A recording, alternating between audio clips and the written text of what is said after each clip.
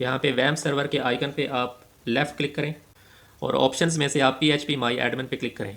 PHP माई admin को जब आप ओपन करेंगे तो ये आपसे यूज़र नेम और पासवर्ड मांगेगा। मैंने अपना यूज़र नेम और पासवर्ड यहाँ पे एंटर किया हुआ है। अगर आप पहली दफ़ा इसको ओपन कर रहे हैं तो आपका यूज़र नेम रूट होगा और पासवर्ड एम्प्टी होगा, और यहाँ पे आप गो पे क्लिक करें।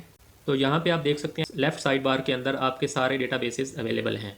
यहाँ पे हमने एक न्यू डेटाबेस क्रिएट करना है, तो मैं न्यू के बटन पे यहाँ पे क्लिक करूँगा। तो यहाँ ये पूछ रहा है कि आप डेटाबेस का नेम क्या रखना चाहते हैं।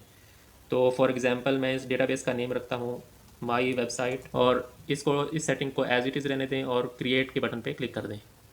अब आपने इस डेटाबेस को यूज़र असाइन करना है, तो आप प्रिविलेजेस के बटन पे क्लिक करें। आप ऐड न्यू यूज़र अकाउंट, और यहाँ पे आप यूज़र नेम दे दें, फॉर एग्ज़ाम्पल टेस्ट यूज़र, और होस्ट नेम आप परसेंटेज रखेंगे, और पासवर्ड सेट करें यहाँ पे। फिर रीटाइप पासवर्ड के अंदर आप पासवर्ड को दोबारा एंटर करें।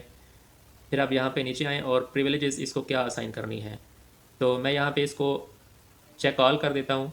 तो इस यूज़र को इस डेटाबेस पे सारी प्रिविलेजेस असाइन कर दी जाएंगी। इस पे मैं गो पे क्लिक करता हूँ, तो न्यू यूज़र ऐड हो चुका है।